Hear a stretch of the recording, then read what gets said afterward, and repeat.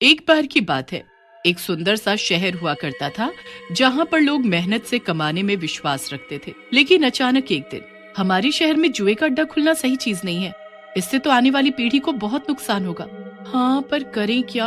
हम कुछ कर भी नहीं सकते। इससे तो लोग भटक जाएंगे और मेहनत ना करके इन सब बातों पर ध्यान देंगे कि जल्दी पैसे कैसे कमाए जाए। बातें करती हुई रश्मि और प्रियंका अपने घर की तरफ चली जाती हैं। अरे भाई धीरज, देख तो ये क्या खुला है। किस्मत आजमाए एक पल, धनराशि पाइए आज नहीं तो कल। हैं? अरे ये तो जुए का अड्डा है। चल ना, हम लोग भी अपनी किस्मत आजमा कर देखते हैं। क्या पता कुछ अच्छा ही हो जाए। किस्मत का क्या पता। हाँ भाई, चल एक बार खेल कर आते हैं, देखते हैं कुछ भला हो जाए हमारा भी। वैसे भी निठल्ले ही हैं हम तो। वो दोनों जुए के अड्डे के अंदर जितने पैसे होते हैं उतने लेकर घुस जाते हैं और खेलने लग जाते हैं। ये लगे मेरे 1000 रुपए इस दांव पर। और मेरी बाजी रही 2000 रुपए की। खेलते खेलते पंकज की हार हो जाती है और धीरज जीत जाता है और बहुत खुश हो जाता है। चलो भाई, अपनी किस्मत तो आज साथ दे गई।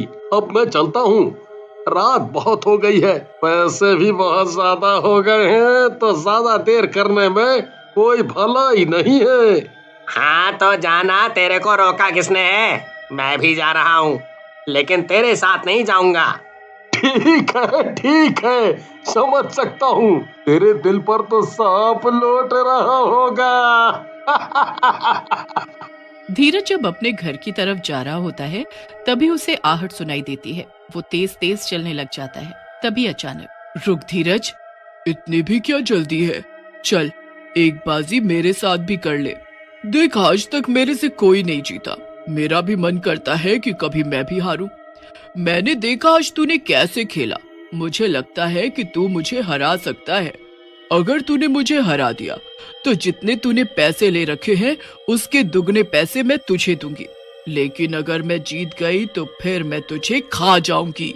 धीरज लालच में आ जाता है और सट्टा लगाने को तैयार हो जाता है। तो ठीक है, ये लग गई मेरी बाजी 1000 रुपए की। अब तेरी बारी। मैंने भी लगाई 1000 की बाजी। जैसे ही दोनों पत्ते दिखाते हैं तो चुड़ैल के पत्ते ज्यादा नंबर के होते हैं, जिसकी वजह से चुड़ैल जीत जाती है। अरे ये तो मैं जीत गई। चल दूसरा राउंड खेलते हैं। दूसरे राउंड में भी चुड़ैल ही जीतती है। अब बच गया आखिरी राउंड। देखते हैं इसमें कौन जीतता है। अगर इसमें तू जीत गया तो मैं तुझे जीता हुआ मान लूंगी और तुझे दुगने पैसे दूंगी। धीरज कांपते हुए हाथों से अपने पत्ते खोलता है। कितना भोला है रे तू। जो जीत कर आया था वो भी हार गया और अपनी मौत जीत गया मेरे हाथों। मुझे जाने दो। पैसे सब तुम रख लो, पर मुझे छोड़ दो। पैसे तो वैसे भी मैं जीती हूँ, तो मैं ही रखूंगी। पर सट्टा तो सट्टा है। मैंने पैसे लगाए और तूने उसके बदले अपनी जान। अब हाथ आए शिकार को मैं इतनी आसानी से जाने के लिए छोड़ दूं? इतना बोलकर चुड़ैल उसका गला दबा देती है और फिर उसका खून पी जाती है। देख तेरे संसार की हालत क्या हो गई भगवान, कितना बदल गया इंसान। और गाना गुनगुनाते हुए वहाँ से चली जाती है। उधर पंकज पैसे हारने की वजह से गुस्सा और उदास हो जाता है। कल एक बार फिर से कोशिश करूंगा और धीरज को हराकर अपने पैसे वापस लेकर आऊंगा। इतना बोलकर वो अपने बेड पर सो जाता है। तभी सुबह मोहल्ले से रोने की आवाज आती है। धीरज की माँ और प्रियंका रो रहे होते हैं। हाय मेरा धीरज, ये क्या हो गया तुझे? किसने तेरे साथ ये सब कर दिया मेरा बच्चा? ये सब आवाजें सुनकर पंकज घर से बाहर आता है और देखता है कि धीरज वहीं मरा पड़ा है। ये सब कैसे हो गया? धीरज रात को मेरे साथ था, पर आते समय फिर हम दोनों अलग अलग हो गए। हाँ भैया, कल भैया बहुत देरी हो रही थी आने में। मैंने बहुत बार इनको फोन ट्राई किया लेकिन कोई जवाब नहीं मिला और आज ये सब हो गया। पंकज पता लगाने के लिए फिर से उस जुए के अड्डे पर जाता है। वहाँ एक आदमी नशे में धुत बहुत घंटों से लो, ये लगी मेरी 500 की बाजी। एक बार मैं फिर से जीत गया। आज का दिन काफी अच्छा है मेरे लिए। चलो भाइयों, तुमको तुम्हारी हार मुबारक। मैं तो चला अपनी जीत की खुशी मनाने। कहकर विक्रम वहाँ से निकल जाता है। तभी अचानक चुड़ैल उसके रास्ते में आ जाती है। काफी अच्छा खेल लेते हो, एक बाजी मेरे साथ भी खेल लो। कौन हो तुम? मैं वो हूँ जो जुए में कभी नहीं हारती। विश्वास ना हो तो एक राउंड हो जाए। हट, मैं रूखा रूखा नहीं खेलता, न चखना न दारू। हट मेरे रास्ते से। और अगर मैं तुम्हें दुगने पैसे दूं तो? एक ही राउंड में दुगने पैसे? हाँ और क्या, ये मजाक नहीं है। फिर चुड़ैल मन ही मन सोचती है और हंसती है। और अगर हारा तो आज तो मेरा भोजन बनेगा। हाँ, मैं तैयार हूँ। वैसे भी आज मेरा दिन बहुत अच्छा जा रहा है। चुड़ैल और विक्रम खेलना शुरू करते हैं और विक्रम अपना पहला राउंड जीत जाता है। हे, क्या बोला था अपन? कहा था ना अपन ही जीतेगा। आज अपन का दिन बहुत बढ़िया है। हाँ हाँ बिल्कुल, चल एक और राउंड हो जाए। विक्रम लालच में दूसरा राउंड भी खेलता है पर हार जाता है। अरे, इस बार मैं हार गया। भाई अब नहीं खेलना मुझे। ये पैसे तू रख, मैं चलता हूँ, कल फिर आऊंगा। अरे नहीं, पैसों का मैं क्या करूंगी, मुझे तो तुझे खाना है, बहुत भूख लगी है। ये सुनकर विक्रम का सारा नशा उड़ जाता है। इससे पहले कि विक्रम खुद को बचाता, चुड़ैल विक्रम के ऊपर कूद जाती है और उसका खून पीने लगती है, जिससे वो मर जाता है। फिर अगली सुबह गांव में ये खबर फैलती जाती है। रश्मि को उसके भाई की मौत के बारे में पता चलता है तो वो रोने लगती है। मैंने तो पहले ही बोला था, 181 अड्डा सबकी जिंदगी बर्बाद कर देगा। आज मेरा भाई इसी को बलि चढ़ गया है। मैं ये ठेका बंद करवा कर मानूंगी। ये बात पंकज को पता चलती है और वो घबरा जाता है। अरे, आप लोगों ने एक बात नोटिस की? जो भी पंकज को हराता है वो अगले दिन मारा जाता है। मुझे तो लग रहा है ये सब पंकज ही कर रहा है। हाँ, ये तो तुम बिल्कुल ठीक कह रहे हो। चलो उससे बात करते हैं। सब मिलकर पंकज के घर जाते हैं और चिल्लाने लगते हैं। बाहर आ पंकज, अबे बाहर आ। तूने ऐसा क्यों किया? क्यों मार रहा है तू लोगों को? ये सब क्या बकवास कर रहे हैं आप लोग? मैंने कुछ नहीं किया है। जब इनकी मौत हुई तब मैं अपने घर में था, तो मैं कैसे मार सकता हूँ? उधर रश्मि पता लगाने में जुटी होती है। वो जाकर पुलिस को बोलती है उस जुए के अड्डे की चेकिंग करने को।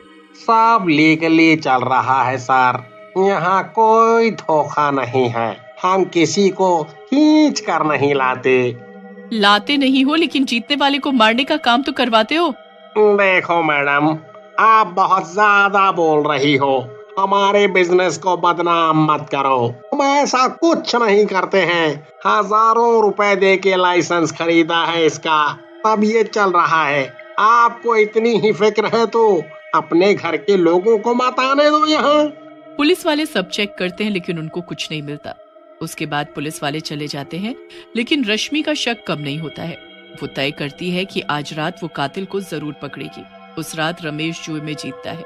रमेश मजे में झूमता हुआ गाना गाता हुआ रास्ते में जा रहा था। रश्मि भी उसके पीछे जाने लगती है। तभी वहाँ चुड़ैल आ जाती है। सुनो, एक बार क्या मेरे साथ खेलोगे एक राउंड? ये कौन है? बहुत डरावनी है। अभी प्रियंका को फोन करती हूँ। हेलो प्रियंका, क्या तुम यहाँ आ सकती हो? पंकज भैया ने कुछ नहीं किया है, ये सब एक चुड़ैल कर रही है। आज रमेश भैया की जान खतरे में है। तुम जल्दी कॉलोनी के बाकी लोगों को लेकर यहाँ आ जाओ। प्रियंका जल्दी से पंकज के घर जाती है और उसको सब बताती है। फिर पंकज सबको इकट्ठा करता है और वो लोग जुए के अड्डे के पास पहुँचते हैं। चल रमेश, तू बड़ा ही बोरिंग है। मुझे बहुत जोरों की भूख लगी है, अब तो तुझे खाना ही पड़ेगा। जैसे ही चुड़ैल रमेश के ऊपर कूदती है, सारे कॉलोनी वाले उसको घेर लेते हैं। अरे अरे, तुम सब एक साथ, इतना कैसे खा पाऊंगी मैं? कल आना। चलो अब जाओ, मुझे खाते समय झोल झाल नहीं पसंद। भागो यहाँ से। मरेगी आज तू, तूने हमारे भाइयों को मारा है। तभी प्रियंका पीछे से पेट्रोल चुड़ैल पर डाल देती है और पंकज आग से जला हुआ डंडा चुड़ैल पर फेंक देता है। चुड़ैल जलने लगती है। अरे बचाओ बचाओ कोई, आज का सट्टा तो बहुत ही महंगा पड़ गया, बचाओ कोई। तभी चुड़ैल जलते जलते गिर जाती है और कुछ ही देर में राख की खाक हो जाती है। एक हॉस्टल में 3 दोस्त रहते थे, रवि, पुनीत और राजेश। तीनों अच्छे दोस्त थे और तीनों ही पढ़ने में, शरारत करने में, खेल में, सब चीजों में आगे थे। इसलिए सब उनको पसंद करते थे और इसी बात का फायदा उन लोगों को मिल जाता था। जब भी वो शरारत करते और पकड़े जाते तो उनको छोड़ दिया जाता था। एक रात की बात है, उन सब ने आपस में बात की, यार बहुत दिन से लगातार पढ़ाई करके बोर हो गए, आज मूवी चलते हैं। रवि तू बोल तो सही रहा है, पर अब अचानक से कैसे जाएंगे? भाई मेरे पास एक आइडिया है, रात 9 बजे वाले शो में चलते हैं। सबको बोल देंगे कि तबीयत खराब है और सोने चले जाएंगे और एक सही मौका देख के निकल लेंगे। क्या कहते हो तुम लोग? सही कहा राजेश, आज रात ऐसा ही करते हैं। उस रात तीनों ने ऐसा ही किया और अपने हॉस्टल से 6 किलोमीटर दूर एक थिएटर में मूवी देखने चले गए। उस टाइम या तो वो पैदल जाते या साइकिल से, उनके पास और कोई रास्ता नहीं था, तो वो तीनों एक ही साइकिल पर चल दिए। रात अंधेरी थी तो उन्होंने अपने साथ एक टॉर्च लाइट भी रख लिया। मूवी हॉरर थी।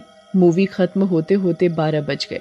सब लोग अपनी अपनी गाड़ियों से, कोई रिक्शे से, कोई अपनी मोटरसाइकिल से, तो कोई अपनी साइकिल से, सब लोग धीरे धीरे अपने घर को चले जाते हैं।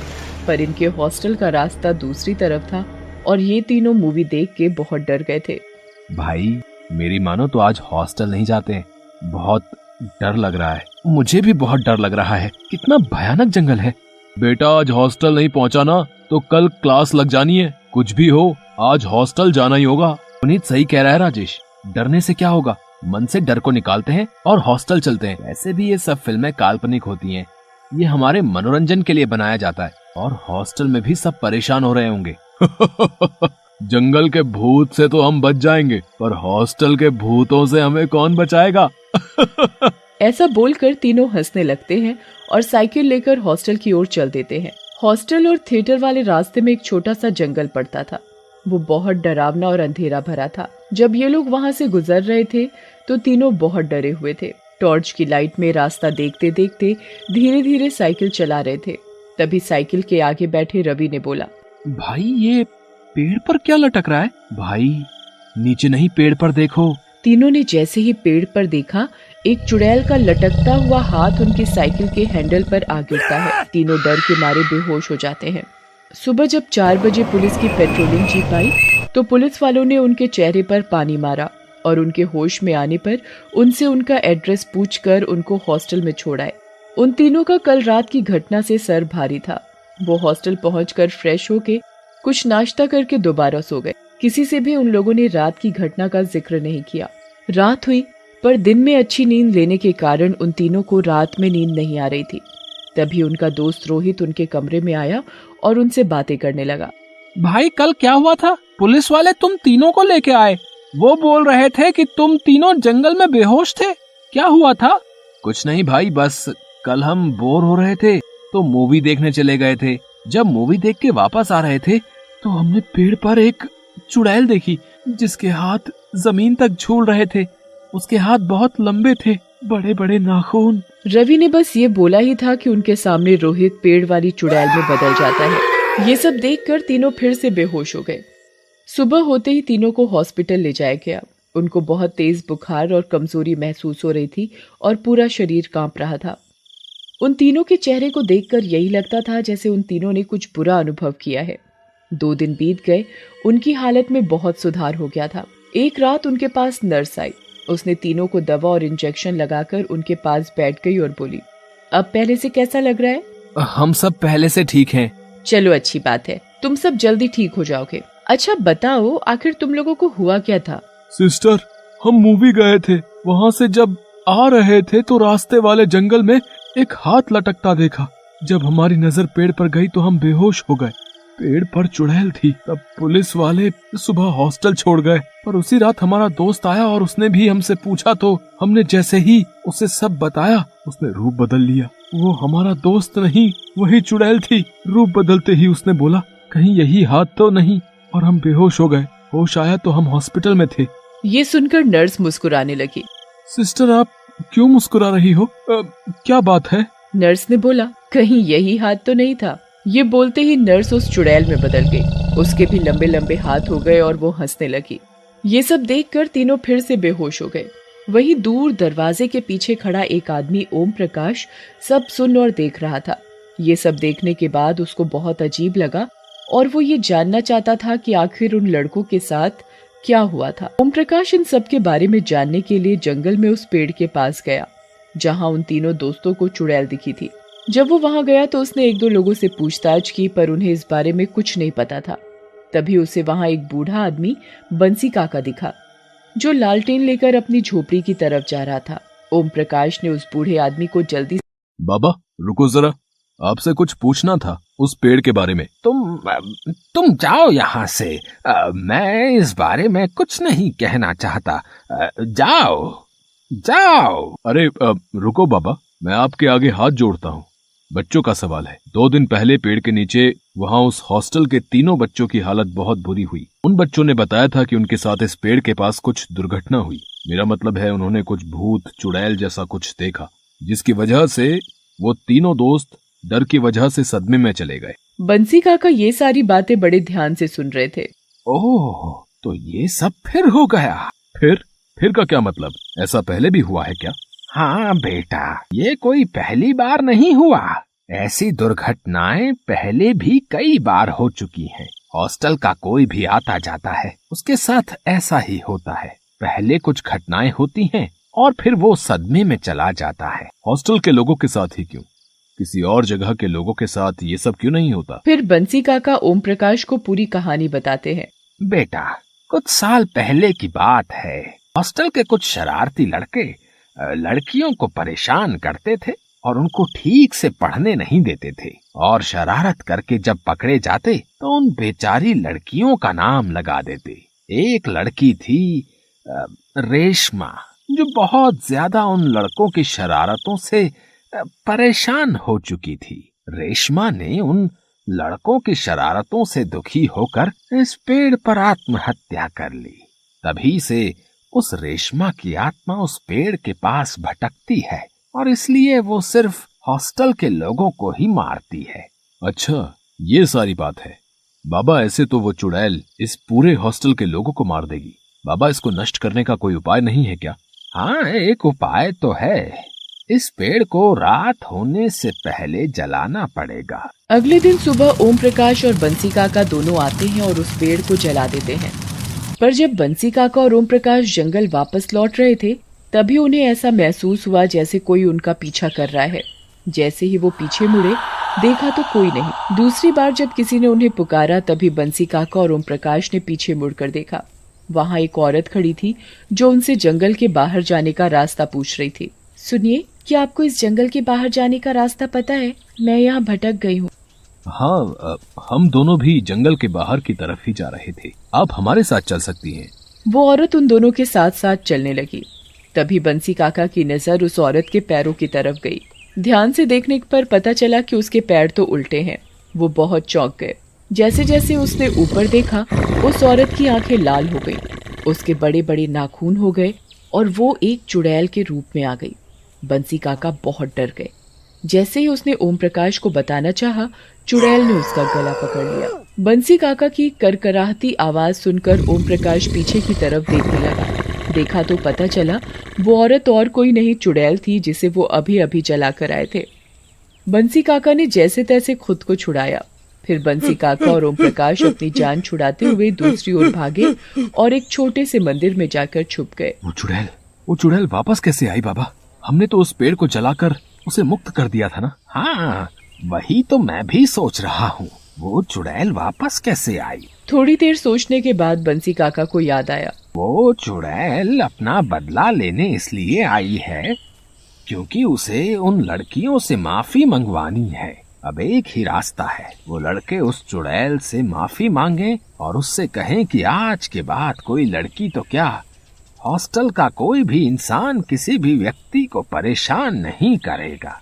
फिर वो चुड़ैल हमेशा के लिए मुक्त हो सकती है। फिर ओम प्रकाश और बंसी काका मंदिर के बाहर की तरफ देखते हैं तो कोई भी नजर नहीं आता। तभी वो दोनों हॉस्पिटल की तरफ चल पड़ते हैं और हॉस्पिटल पहुंचकर उन तीनों लड़कों से मिलते हैं और सारी बात बताते हैं। तुम तीनों को उस चुड़ैल से माफी मांगनी पड़ेगी, तभी वो शांत होगी। तुम सबको हमारे साथ चलना होगा। वो चुड़ैल जरूर उस पेड़ के पास ही होगी जिसे हमने जलाया था। सुमित, पुनीत, राजेश, ओम प्रकाश और बंसी काका साथ मिलकर उस चुड़ैल के पास जाते हैं। चुड़ैल वहीं उस पेड़ पर बैठी होती है। सुमित, पुनीत और राजेश जैसे ही उस चुड़ैल के पास जाते हैं, चुड़ैल उसे मारने के लिए आती है। सुमित, पुनीत और राजेश उस चुड़ैल के सामने अपने घुटनों पर बैठकर उससे हाथ जोड़कर माफी मांगने लगते हैं। चुड़ैल, हमें माफ कर दो। हम दोबारा किसी भी व्यक्ति को परेशान नहीं करेंगे। हम आपसे वादा करते हैं, और जो आपके साथ हुआ आज के बाद किसी के साथ नहीं होगा। हमें हमारी गलती का पछतावा हो चुका है। ठीक है, मैं तुम्हारी माफी से सहमत हूँ। मुझे अब तुम पर विश्वास है कि अब आप सब किसी को परेशान नहीं करेंगे, और जो लोग दूसरों को परेशान करते हैं तुम लोग उनको ऐसा करने से रोकोगे। अब मैं यहाँ से जा रही हूँ क्योंकि तुम लोगों की माफी से मेरा मन बदल गया है। अब मैं आसानी से मुक्त हो सकती हूँ।